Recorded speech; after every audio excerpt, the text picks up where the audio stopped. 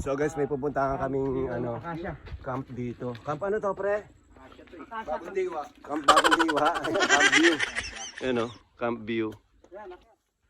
Kasama ko si Rafael tsaka si Parin Joel. Yan. Akit kami. Maraming bato dyan sa taas eh. Bato-bato. May tree house oh. Akit tayo doon, papasok tayo doon. Go. So, check namin yung tree house.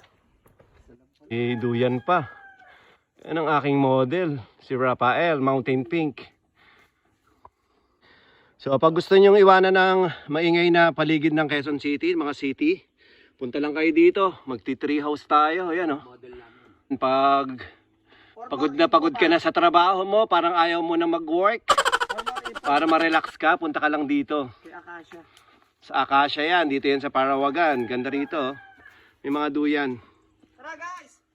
Let's go! Ayan ang aking model. Let's go. Dito tour tayo ni Mountain Pink. Ang sexy. Grabe. Welcome to my house. One house. Not three house. Okay guys, come on. Let's go. Woo! Hallelujah! Uy, pwede mag-bang-bang dito ah. Pwede mag-bang-bang.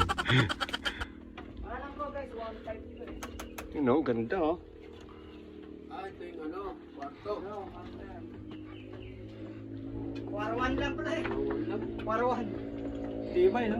Okay, so. Yan may kwarto. Ayun. Pre, may kwarto, di ba? Alam na yan, kwarwan.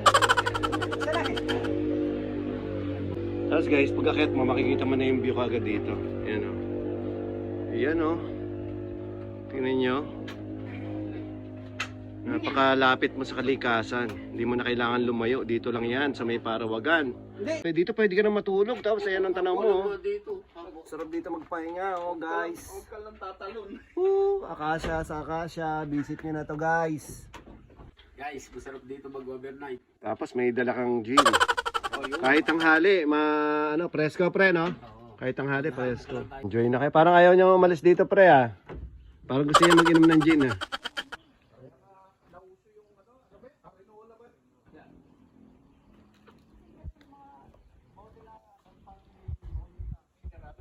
Ng scenery dito, habang nilalaglag yung mga dahon na tuyo.